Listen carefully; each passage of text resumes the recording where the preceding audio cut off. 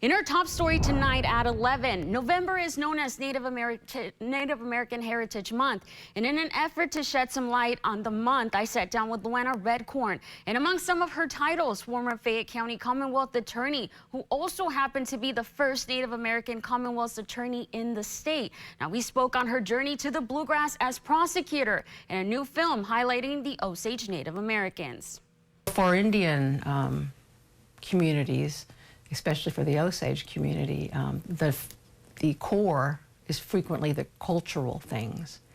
Luana Redcorn might be known as the former Fayette County Commonwealth's attorney, but her story is much deeper. As well as being Fayette County's first female Commonwealth's attorney, she was also the first Native American Commonwealth attorney in the state, accomplishments she continues to cherish. That's something that I'm very honored to have been a part of, and to have shown that women and women of color can do this job.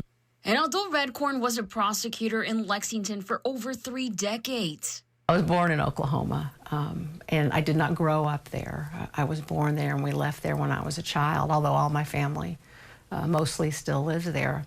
My dad is Osage. His mother was a full-blood, and both of his grandparents, my great-grandparents, were what we call alates, which mean they were original Osages on the roll at the time that the tribal roll was closed.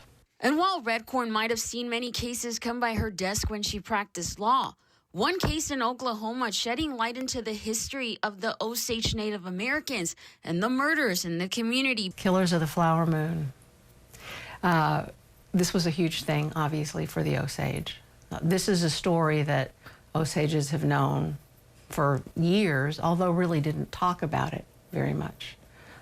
My father says that his parents didn't talk about it, and they would have been children during the time of what we call the Reign of Terror. Before it hit the big screen and became a film by Martin Scorsese, Killers of the Flower Moon was a book by David Gran. It's a story of the murder of a number of Osage Indians in the 1920s, about the investigation conducted by then the Bureau of Investigation, which is now the FBI, and the ultimate conviction of a few people for murder. Redcorn says it's a part of history for the Osage that is still very hard to process. These murders were all about basically stealing people's money, money that the Osages had by virtue of having bought their reservation in Oklahoma, being able to share in the value of the oil that was underneath the reservation. And while the movie may have shown some aspect of history, Redcorn was also in the spotlight. I was able to go to New York City at the Lincoln Center and see the premiere up there. Now, the only reason I got to do that, though, is because 2 of my cousins are in the movie with speaking parts. And to do that, they joined the Screen Actors Guild. The Screen Actors Guild was on strike at the time of the premiere, so they could not attend, but I got to attend in their place.